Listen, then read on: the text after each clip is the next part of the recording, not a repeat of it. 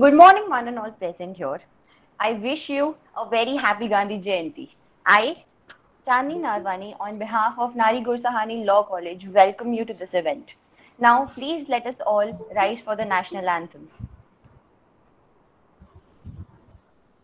I request Jana Gana for मन अधिनायक जय हे भारत भाग्य विधाता पंजाब सिंध गुजरात मराठा द्राविड उत्कल बंगा विंध्य हिमाचल यमुना गंगा उच्छल जलधि तरंगा तव शुभ नामे जागे तव शुभ आशीष मागे गाहे तव जय गाथा जनगण मंगलदायक जय हे भारत भाग्य विधाता जय हे जय हे जय हे जय जय जय जय हे.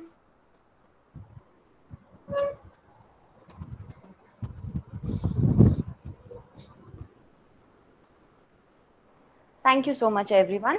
Now, I would like to request Ms. Professor Samvita Dabral for presenting a welcome note. Good morning to all present here. Now, we all know that 2nd October is the birth anniversary of Mahatma Gandhi and Sri Lal Bahadur Shastri. Today, on this 152nd birth anniversary of Mahatma Gandhi, we at Nari Gursahani are celebrating this day to pay a tribute to him, who devoted his entire life to India's independence by using a very strong weapon called as non-violence. Now, this day is also celebrated internationally as a day of non-violence.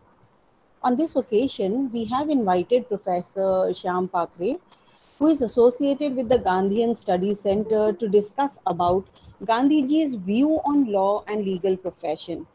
I, on behalf of HSNC board and our college, wholeheartedly welcome you, sir, to this program. I'm sure that today's talk of yours on Gandhi's approach to law will be an eye-opener for all of us. And I hope that today's discussion will motivate all the budding lawyers of our college to strive hard to bring out their best in this profession. I also welcome all my dear students, who have taken out time to come up early in the morning on this national holiday to join this program. I welcome you all and I thank you all for being there with all of us today. Let us all remember Mahatma Gandhi today and follow all the good examples which were set by him. Thank you so much. Thank you, Yes. ma'am. Like ma'am said, today is the birth anniversary of our Mahatma Gandhi. He is also known as the father of the nation for his relentless struggles for our independence. He he had fought with his principles throughout the battle of the independence. His main two principles were ahimsa and truth. We would like to know more about you from Sham sir right now. He's a professor he's an assistant professor in KC College, and he will let us know more about Mahatma Gandhi and his views on law. Over to you, sir. Shall I start, madam? Yes, sir. Sure, sir. Actually, in the beginning only, I would like to thank Krushani Law College, Sambita madam, to inviting me here on this day. This is special day, birth anniversary of Mahatma Gandhi. Now, I'm here to talk to you about a man who used very harsh words to criticize the law and the lawyers. He was at the forefront to break the laws. He called himself an anarchist. Though he is a father of our nation, you may wonder, why are we celebrating birth anniversary of a person who appears to be so anti-law? In the next 40 minutes, you will try to understand his views about the law, lawyers, and his idea of Swaraj, in which he expected real justice for the masses. After 20 years of practice as a lawyer, Gandhiji gave up the practice to devote himself full-time to the public service. And remember this thing, that he was a very successful lawyer in South Africa. He had a very flourishing practice. and he gave up everything, and shifted to one ashram, Phoenix Ashram in South Africa, and gave up, means he just renounced all the luxuries of life only to serve the people wholeheartedly. All right. So in 1909, when he was in South Africa and he was fighting against the racial discrimination policy practiced by the government of South Africa, he went to England for some work related to this satyagraha. He wanted to present the petition of the Indians in South Africa to the British government. So he went to England, and then on his way back, in the ship, he wrote a booklet, and that booklet is very famous, titled Hind Swaraj. So in this booklet, he wrote something about the lawyers. He expressed his views about the lawyers. All right. Just a minute. I will share the screen.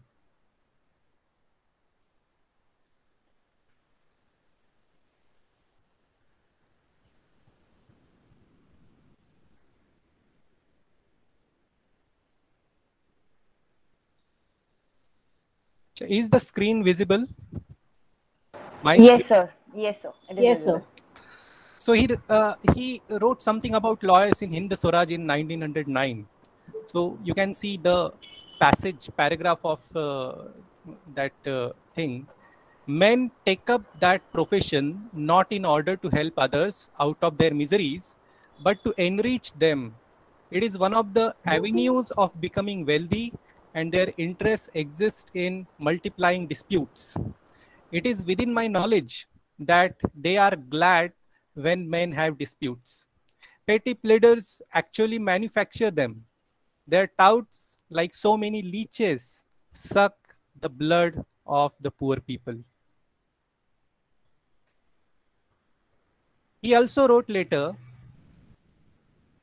if we were not under the spell of lawyers and law courts, and if there were no touts to tempt us into the quagmire of the courts and to appeal to our basest passions, we would be leading a much happier life than we do today. Now, these words you may find very offensive. He has used very bad words, means very critical, harsh words against the lawyers. But I request you to put them in proper context. We have to understand one thing, that this British rule was unjust. We know that it was very unjust. It was very exploitative, but it was the rule of law. Now, exploitation and oppression of the British Empire went on within the framework of the law. The British framed the rules of the game, and the Indians had to follow them. This centralized judicial system was designed by the British to highlight the supremacy of the British and to strengthen the British Empire. So the major reason, the main purpose behind introducing this centralized judicial system was the strength and the power of the empire. People's welfare was not behind that. That we have to understand. Now, everything was alien, very different for the people of India in this system. The rules and regulation, the code, civil code, penal code, then you'll find the procedure, then the language used in the courts, the uniform of the judges and the lawyers, everything was new for the Indians. All right, that we have to understand. There was nothing Indian in that. This system was very expensive. It was very time consuming. And after the independence, we have continued with this system. Now 75 years of independence have 75 years have passed since independence, and we are still going on, carrying on this system. We will come back to this particular point at the end of our talk.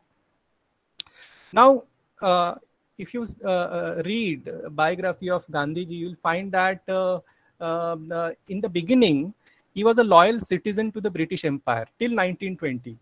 till 1920, he was a loyal citizen of British Empire. In South Africa, whenever the British government was at war, he used to help the British government through his ambulance corps. He used to cooperate with the British government in any welfare activity, any other measure. All right. At the same time, he used to fight against the British government for justice. But he was loyal citizen of the British Empire till 1920, and actually used to take pride in that he was a loyal citizen. Then the turning point came. All right. Before that, we know that because of his loyal service to the empire, he was awarded Kaisar-e-Hind medal also. And that medal was given only to the people, few people who used to serve the British Empire wholeheartedly. So that medal was given to him. So then came the turning point in 1920. In that year, the Hunter Commission report was made public. We know that Rowlatt Act was passed. That was a black act, and Gandhiji launched nationwide Satyagraha Hartal against Rowlatt Act. And unfortunately, we know that some riots also broke out, and then that tragic Jallianwala Bagh massacre happened in Amritsar. And then British government appointed Hunter Commission to investigate Jallianwala Bagh massacre and punish the culprits, to find out whether the police firing, the military firing which happened, was done with good intention or bad intention, isn't it? Was any rule violated by the British government on that day, by the British military? So to investigate all these things, this Hunter Commission was appointed. Now, this commission's report was made public in 1920. And when Gandhiji read that report, he found that justice was denied to the Indians. And there was tendency to protect the British military officers.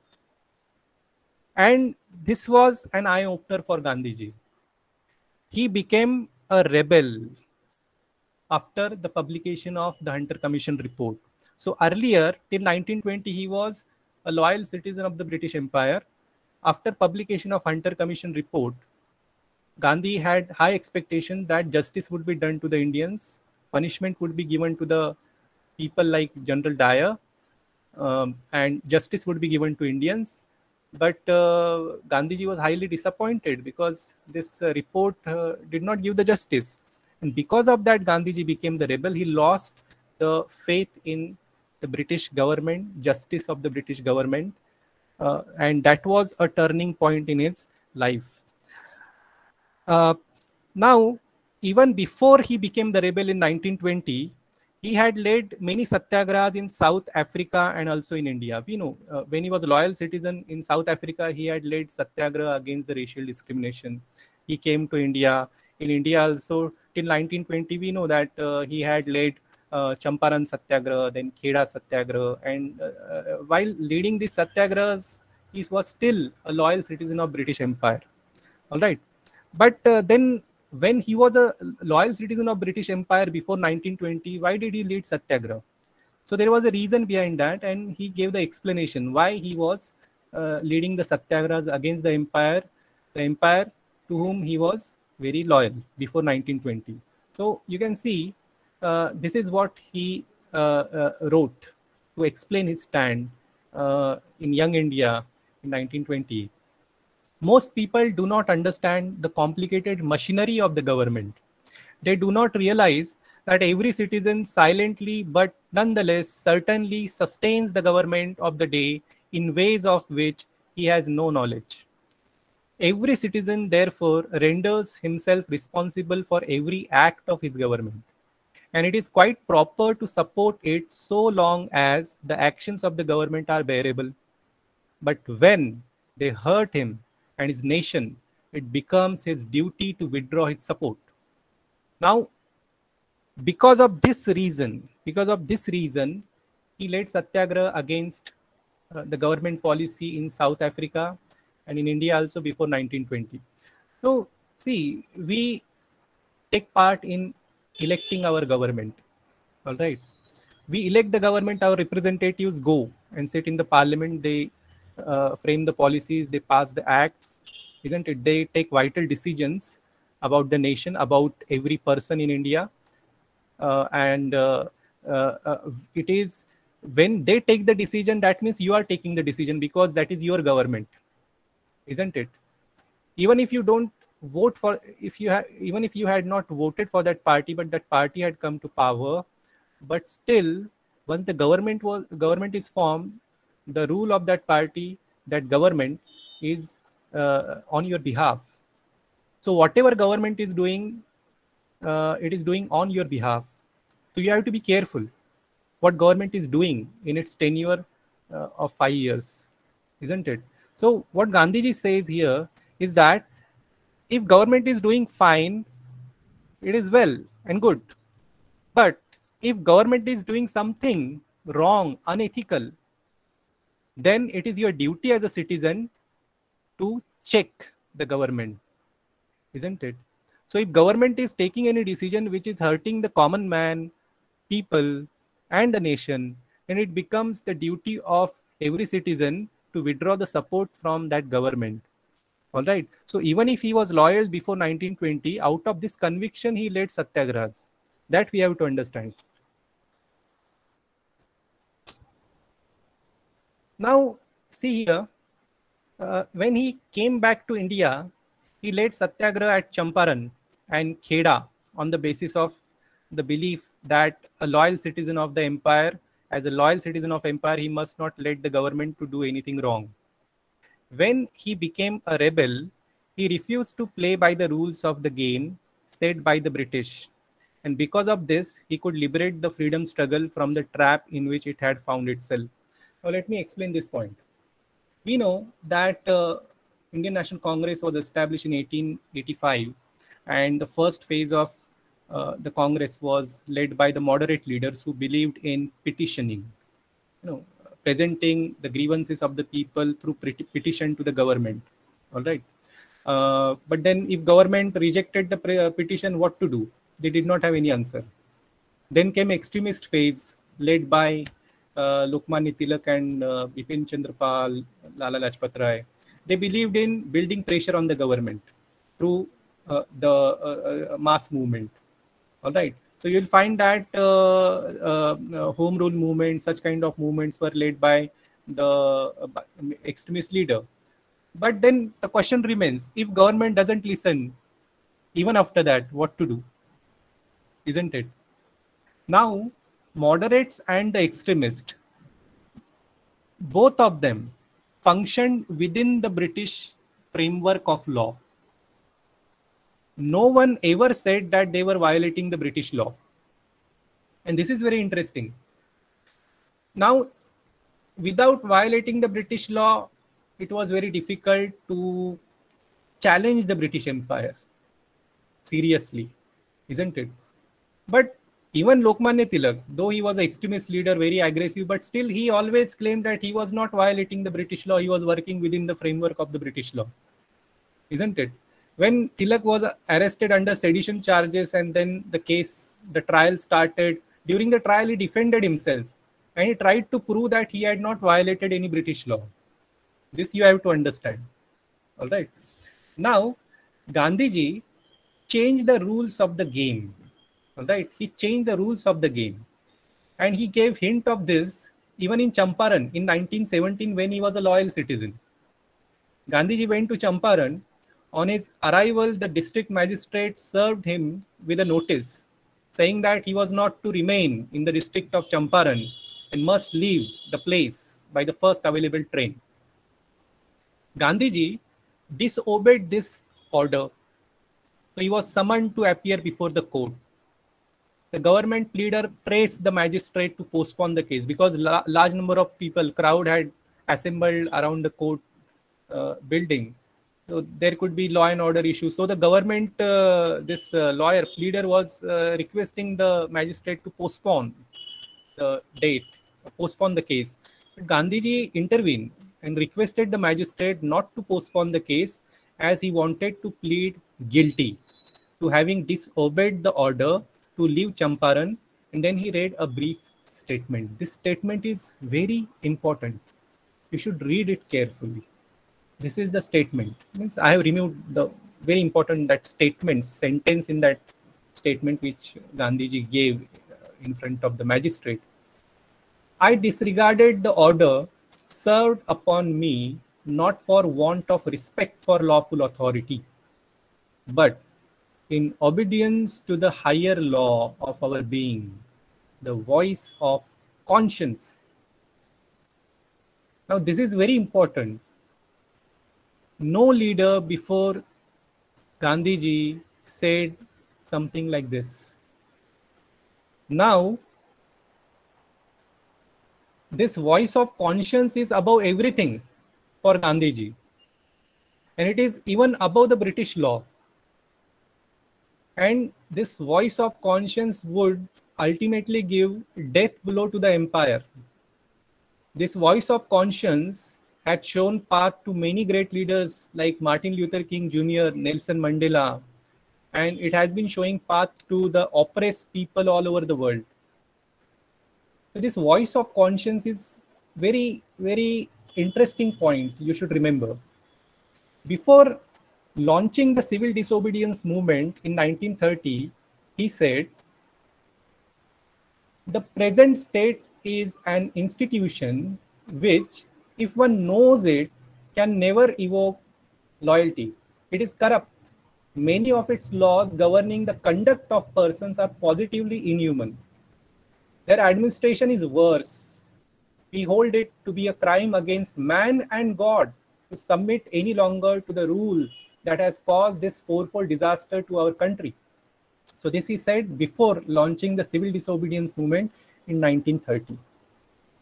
Now, as you belong to the legal fraternity, you may consider it very dangerous, this voice of conscience, all right, and civil disobedience. You may consider it very dangerous. Wasn't it like taking law into one's hands?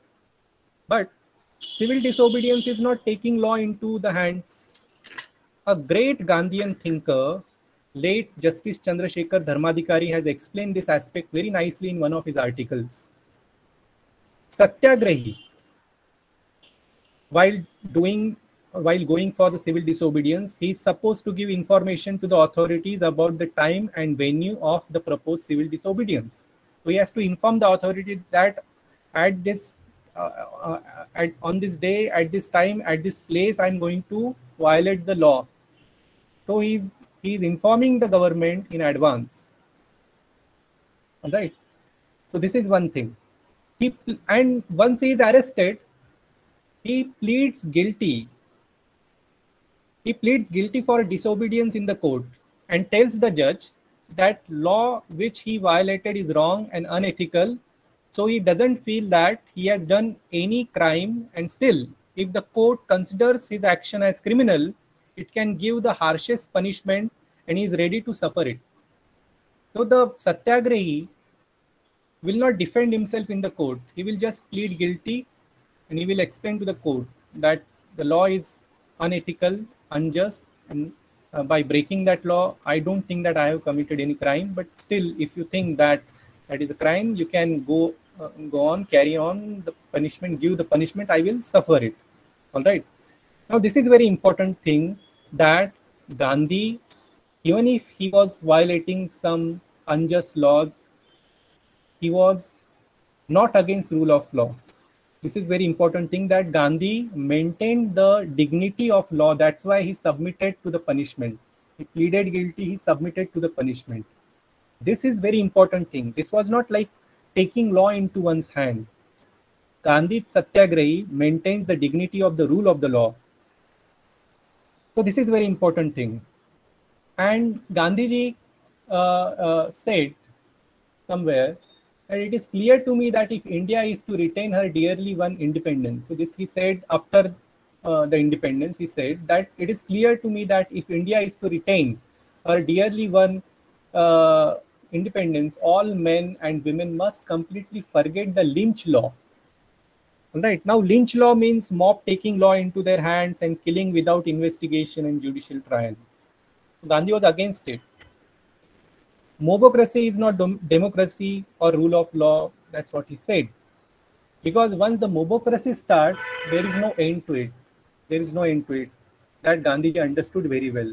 That's why he pleaded guilty always and suffered the punishment.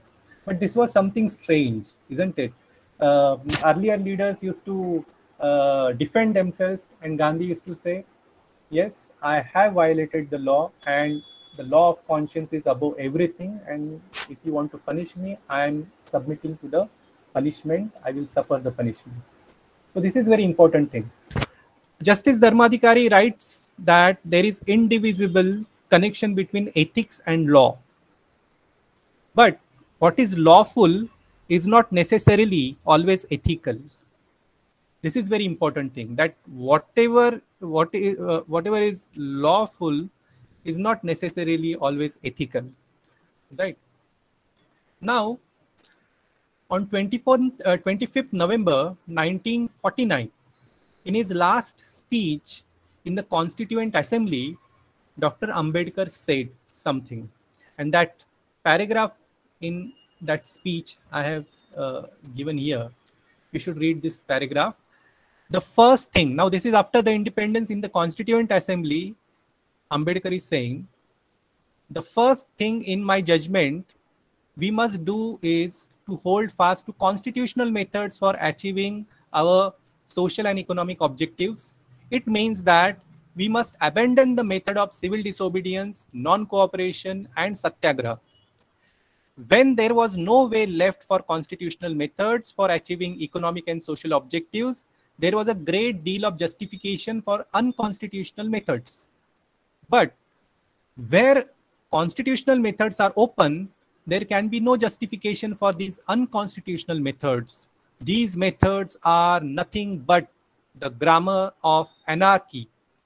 And the sooner they are abandoned, the better for us. That is what Dr. Ambedkar said in his speech. So what he is saying is that in the independent India, there was no place for civil disobedience, non-cooperation, and satyagraha. So that is very important point actually. But we have been witnessing, after the independence, we have been witnessing how spirit of constitution can be undermined within the framework of the constitution. This has been done many times in the past. Within the framework of the constitution, the spirit of constitution can be undermined, and it has been undermined in the past. We know the vital incidences supporting this particular statement. Supreme Court has also sometimes not lived up to the stature in the past. Then what should we the people do? If the voice of conscience provokes a person or the people, what should he, she, or they do? Gandhiji had anticipated this issue.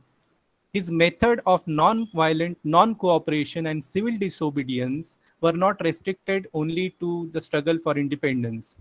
They will always remain relevant because after the independence, the poor, downtrodden people, even the Dalit section of the people, the scheduled caste community, scheduled tribe, and other vulnerable groups in our society, they have to come out on the street, isn't it, to present their grievances when they are not satisfied with the performance of their representatives, if they are not getting justice, if government is not paying attention to their grievances, isn't it? They have to come on the street. Now, all the movements like this were not conducted on Gandhian principles, that we have to understand, because Gandhian way of satyagraha is very different. When Gandhi asked to break the law, it used to be civil disobedience, all right? But Gandhi's civil disobedience, non-cooperation, non-violent satyagraha will always remain relevant because people will have to be active to fight for their justice in a peaceful way. This we have to understand. So Gandhiji emphasized on non-violence because violence is accessible as a weapon only to a selected class in our society and not to the masses. Now take example of this non-violence. See, he emphasized on non-violent methods during the time of freedom struggle, because he knew very well that violence is accessible only to a section in the society. Weapons, guns are not accessible to a common man. They are accessible only to particular section in the society. Now, if this particular section with violent methods had won independence, the power would have remained in the hands of this particular section only. In the violent movement, common man cannot participate. So the source of power would remain only with the people having guns, weapons, but Gandhi did not want this to happen. He wanted common man to hold the power in his hands. And that's why he emphasized on non-violence. All right. He believed that if India gained independence from the British through non-violent methods, power would go to the hands of the masses. This is very important thing. And he wrote in 1925 that non-cooperation is an attempt to awaken the masses to a sense of their dignity and power. This can only be by enabling them to realize that they need not fear brute force. So he awakened the inner power of the common people during the freedom struggle through his non-violent methods. The people, after the independence, you will find, after the independence, the common people who had taken part in the freedom struggle through non-violent methods, their inner power was ignited. So the people, common people in India, they have remained active. They had remained active, and they always keep watch on the government activities. If government is taking any decision, passing any act which is against the interest of the masses, they peacefully protest against the government decision, isn't it? So this has been happening, and that is because of the emphasis on non-violence. Now, non-violent non-cooperation gives power to toiling millions to control the state. This we have to understand.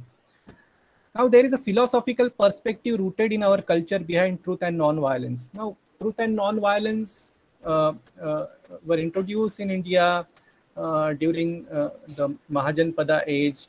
Gautam Buddha, Mahavir, they preached the doctrine of non-violence, truth, isn't it?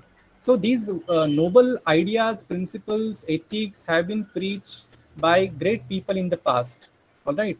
But then understand one thing, that there is one philosophical doctrine in Jainism called Anekantavad. That means truth has various angles or perspective.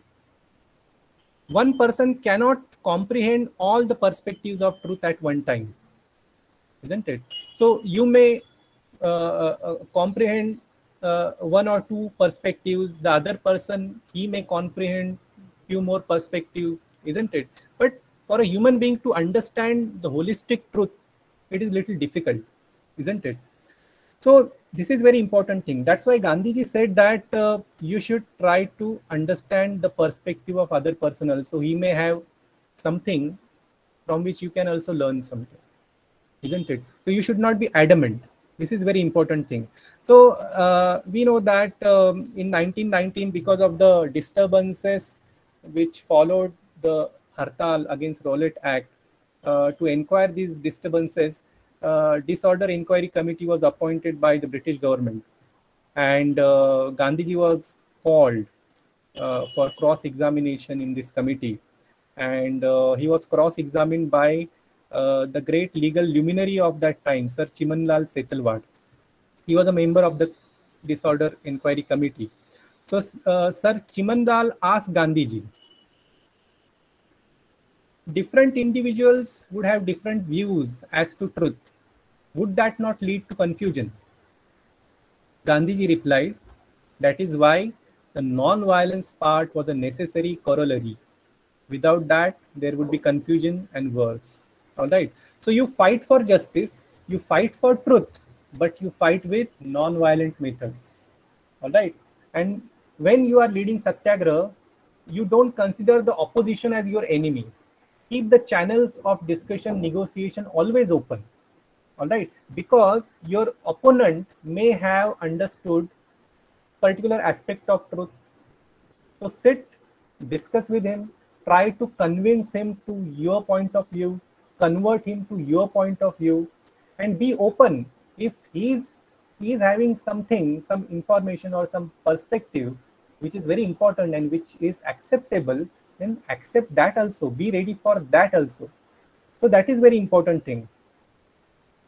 All right, if non-violence is followed, you are saved from treading on wrong path, because you give opportunity to the opposite party to explain its stand. One does not become adamant or rigid. Openness is maintained, dialogue is facilitated, and at the end, there is no victor and there is no vanquish.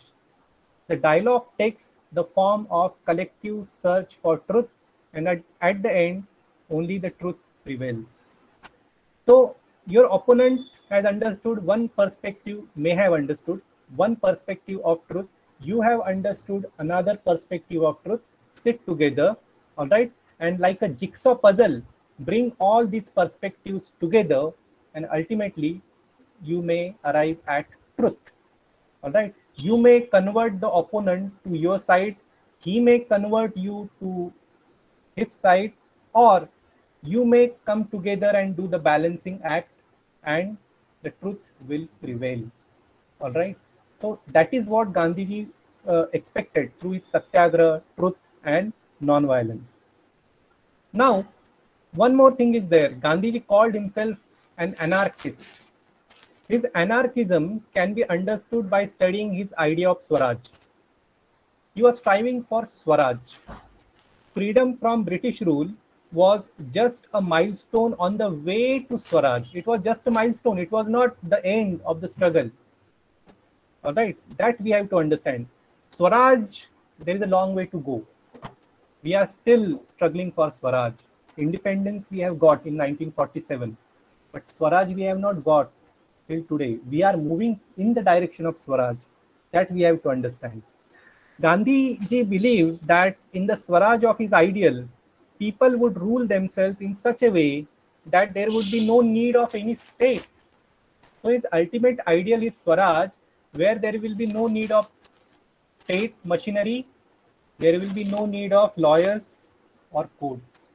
All right, that is his ultimate objective, Swaraj. There he expected all the Indians to lead. Now you may find it very utopian, isn't it? How is it possible? How will the society function without the governance, state machinery, judiciary, isn't it? You may ask this question. Gandhiji also understood this thing, but it is like the lighthouse. All right, it is a lighthouse which will show you the direction. That is the ultimate target. You may not achieve that target in this generation. Next generation also may not reach that target, but still we have to keep walking towards that direction. That is a lighthouse for us. All right, so that we have to understand. And he knew that it was a far away objective. So in the meanwhile, what to do? So he worked for the establishment of a state based on the classical statement of Thoreau that government is best which governs the least. All right. So in the meanwhile, till we reach the destination of Swaraj, we have to accept the state machinery, isn't it? Judiciary will also be there in the meanwhile. But this whole structure will function in such a way that the freedom of the people will not be taken away. The government will interfere in the lives of the people to a minimum extent. All right, that's why that statement, governance, the government is best which governs the least. That's what Gandhiji wanted in the meanwhile, till we reach that Swaraj, which is a far away objective. It is very difficult, and Gandhiji accepted that it may be very, very difficult to achieve. But in the meanwhile, let's design a structure which will be such that it will give justice to the common man, the real justice to the common man. Now, in this structure of governance, which Gandhiji expected to design and which he expected government of India to adopt after the independence, in this structure, the structure which we have to realize, this is not far away objective. This is a structure which we have to design and work out. All right, today.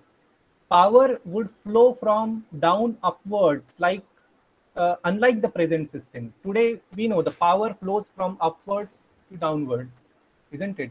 But the structure which Government of India should have designed and implemented as per Gandhian thought, in that structure, the power would flow from down upwards.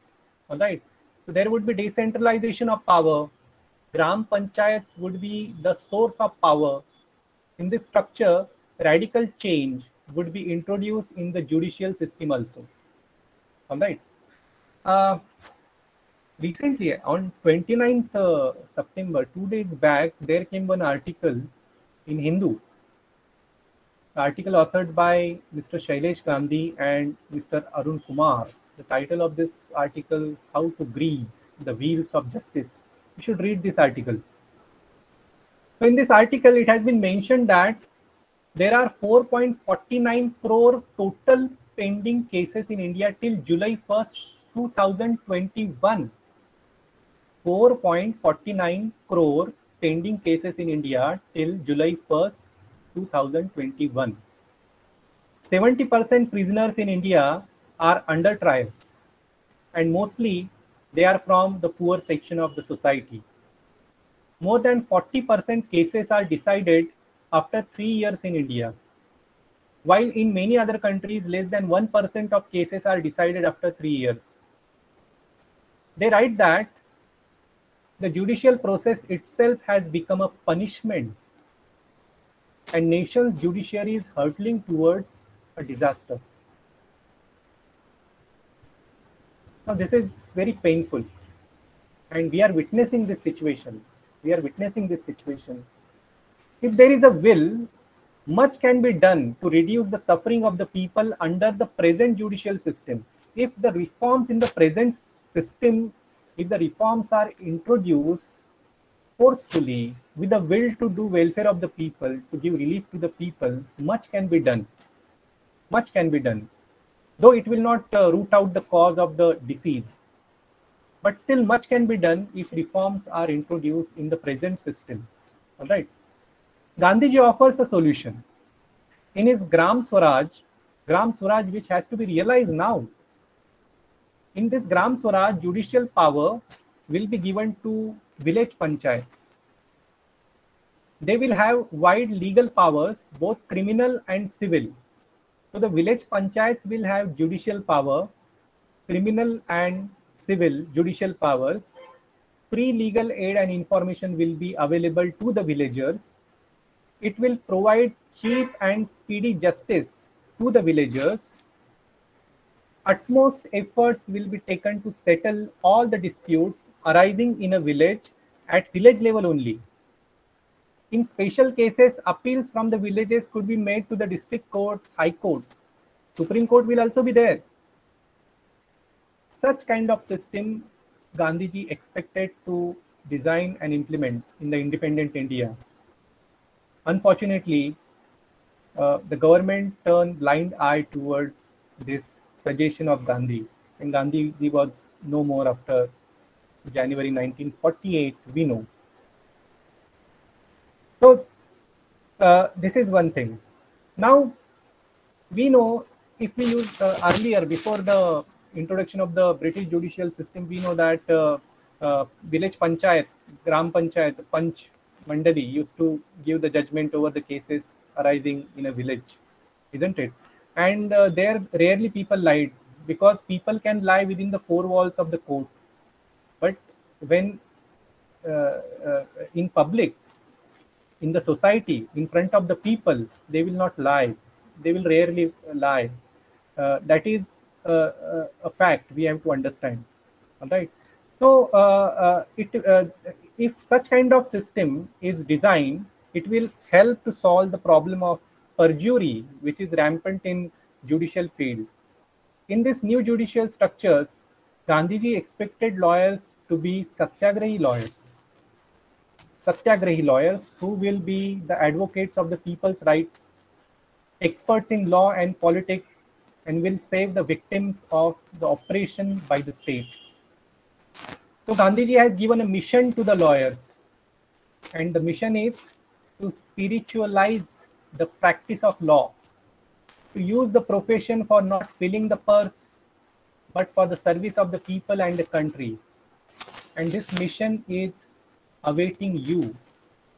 With these words, I will conclude my speech. Thank you. Thank you so much, sir, for enlightening us with this view. Now, friends, you have a great opportunity to have a great discussion with sir and clear your doubts. If anyone is willing, please go ahead.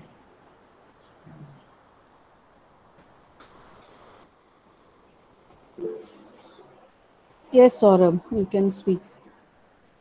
Yeah. Good morning, ma'am. Good morning, sir.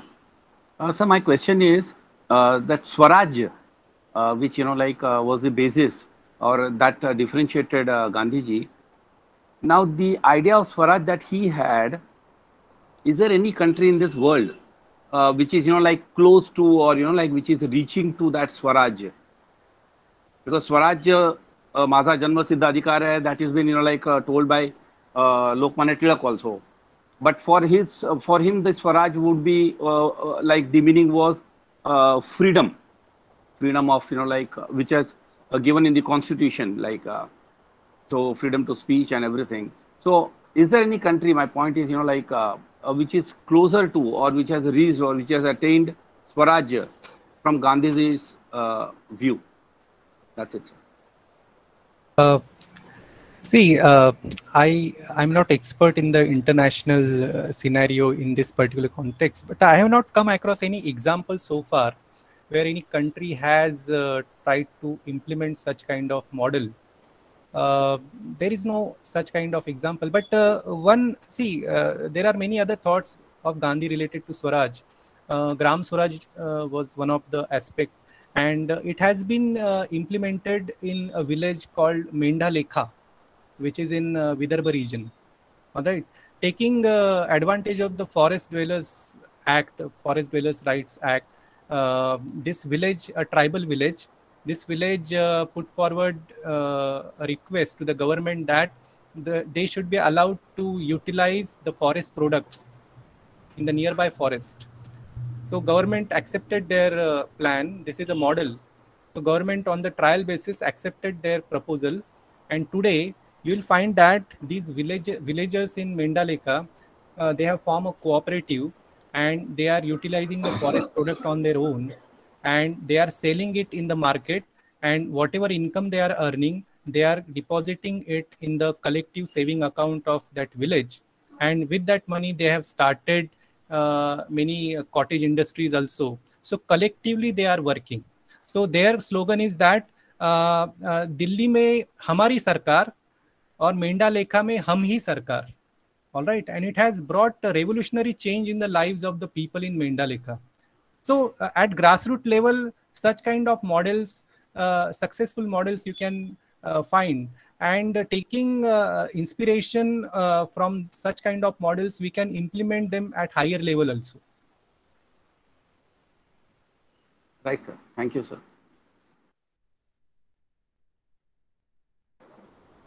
Any other question or anything you want to discuss with sir? Being I would say, being associated with Gandhian Study Center and has a vast study on this great personality, you can ask something which you always wanted to, because it seldom happens that we have such kind of people amongst us, to share their knowledge.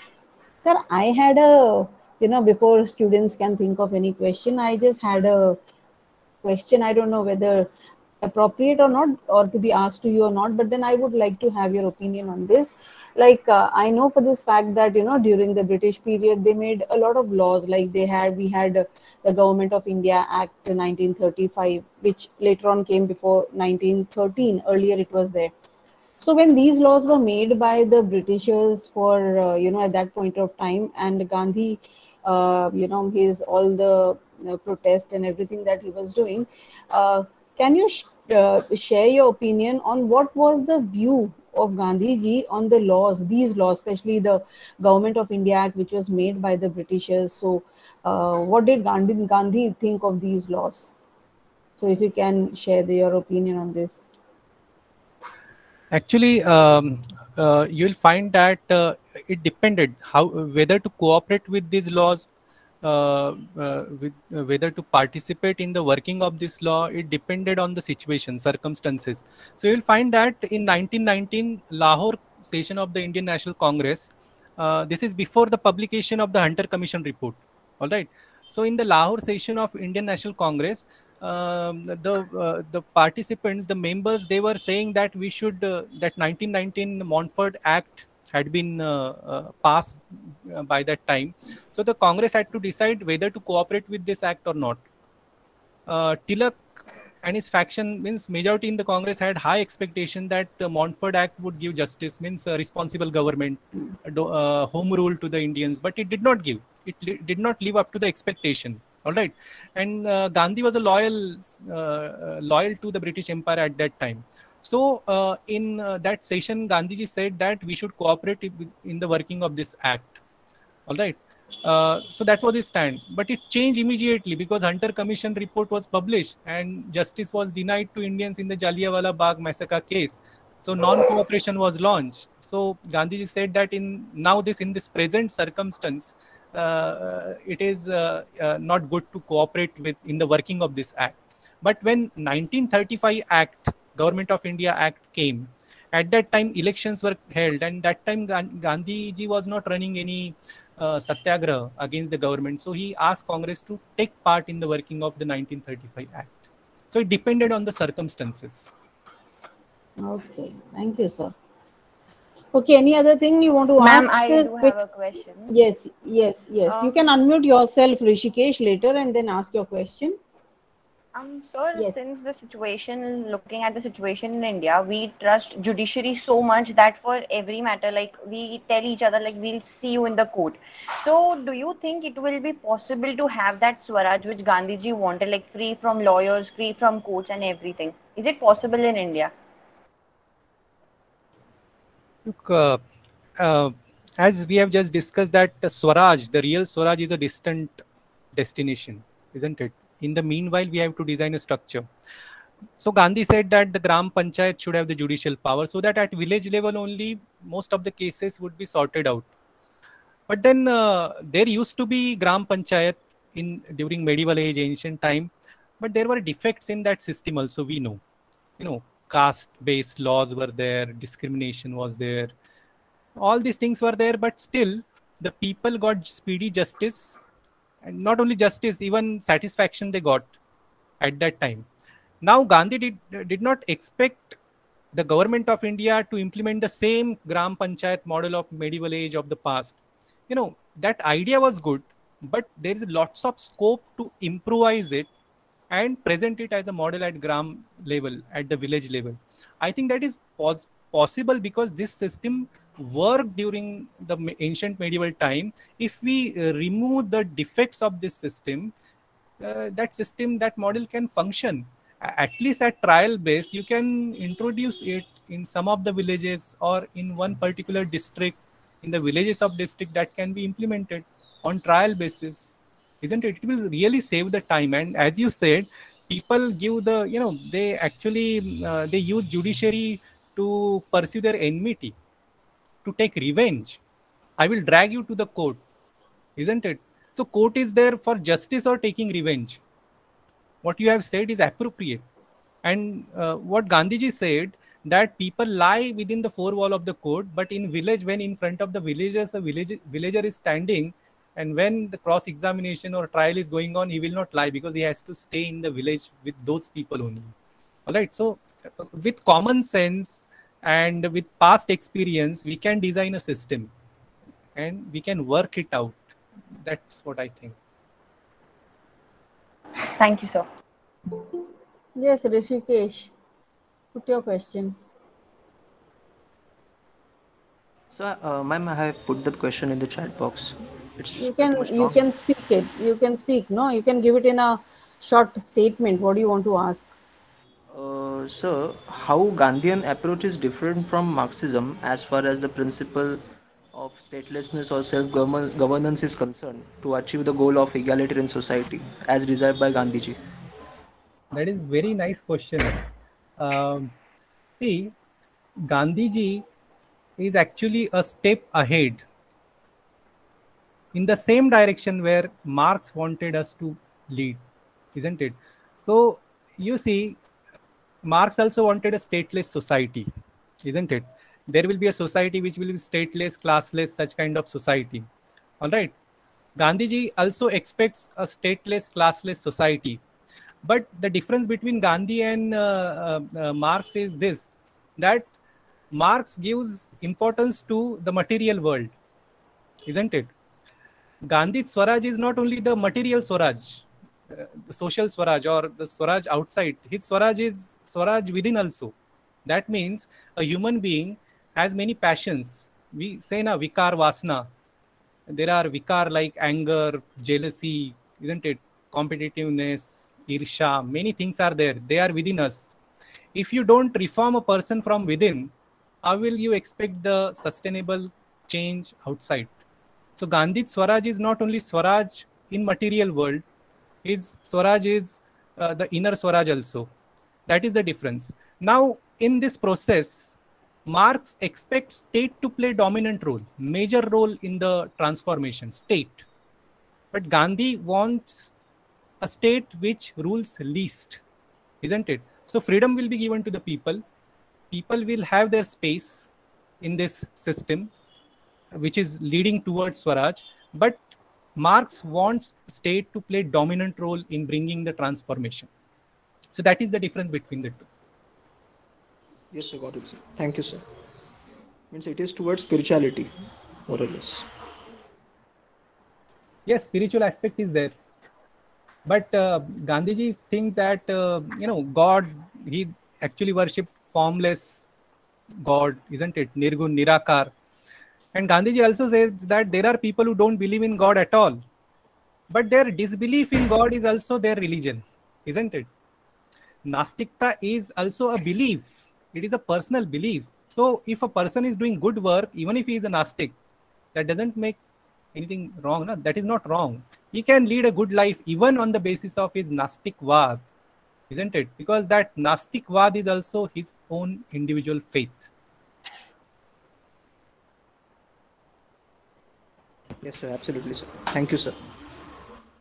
Any other question or any other opinions anybody wants to share on this? Anything else to be added on this day of Gandhi Jayanti? Anything you know, anything you want to add on to this particular topic that we are, discussing today?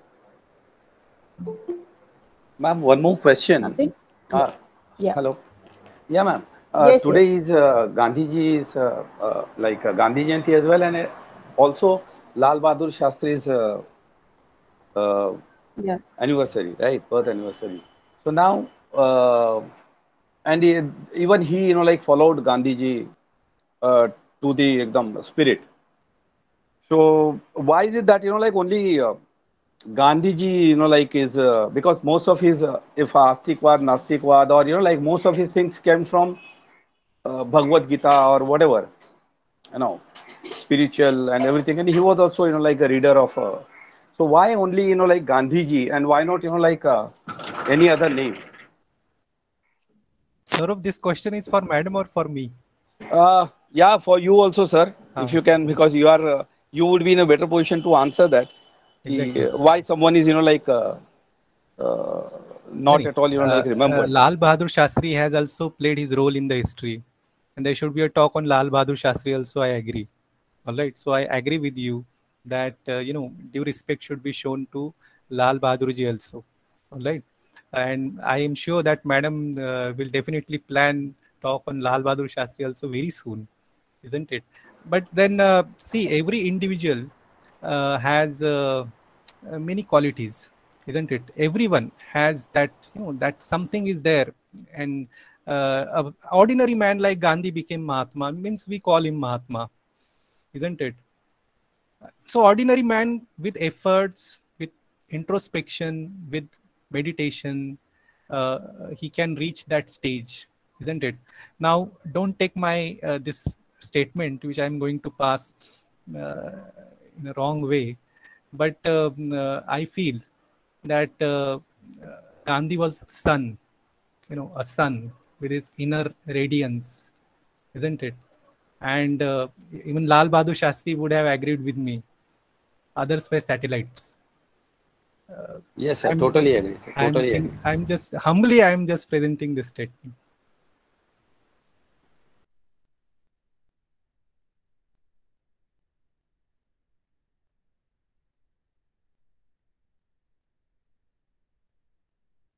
Ma'am, you're on mute. Ma'am, you're on mute. Okay. Thank you, Chandni. Sir, I was saying that, I was also thinking that because, in our brochure also we have said that this is the birth anniversary of both the dignitaries, we should have planned that. But as you're rightly saying, somewhere in the future, definitely we should be planning and speaking about other great leaders also, But you rightly said, he was more like a son, so the whole focus goes on him because this day is more known as a Gandhi Jayanti and somewhere we kind of sideline the other leader.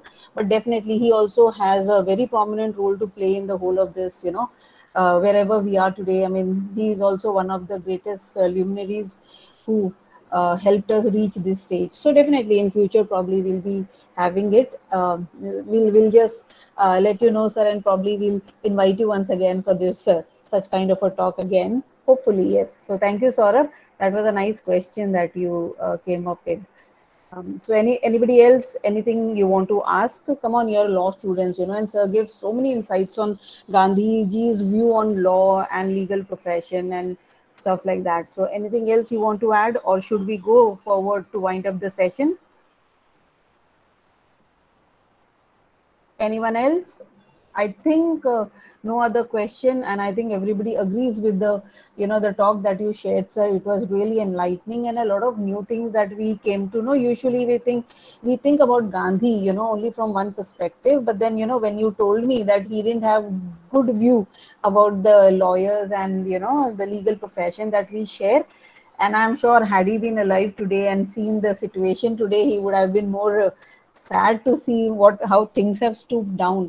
And I really strongly believe, all the good things given by the leaders should be taken and imbibed in our lives, and the other things, they're always, black, white and gray things, but all the good things should always be taken. And I think, today on this particular day, if we can take all the good things that he gave us, and if we can tread on that, because we are the future, not me, but my students, they are the future leaders, if they can take up the good things, I'm sure the legal profession is going to uphold and go to a level where maybe, leaders like Gandhi always expected it to be. So with that, I'll just end my note and I would request Chandni to take over. Thank you, ma'am. Thank you so much, sir. Now I would like to tell Shushma to present the vote of thanks. Shushma, over to you. Good afternoon. On behalf of Nari Gursani Law College, I will wholeheartedly thank Dr. Shyam Phakre for the speaker of this event to enlighten us with the opinion of Mahatma Gandhi on law. I also thank all the students who have taken active participation in the discussion and all the college staff and other students for their presence in this event. Thank you and have a nice day. Thank you so much, everyone. And happy Gandhi Jayanti once again. Thank you. I really enjoyed this interaction. I am also very happy. Thank you so much, sir. Thank you so much, sir. And thank you all my dear students. We'll be meeting soon again for some such event. So with this, we'll be winding up. So I'll just stop the recording and I'll just stop the meeting. Thank you so much and have a wonderful weekend, all of you. Thank you, sir. Thank you, sir. Thank you, ma'am. Thanks, everyone. Thank you, ma'am. Thank you, sir. Yeah, bye.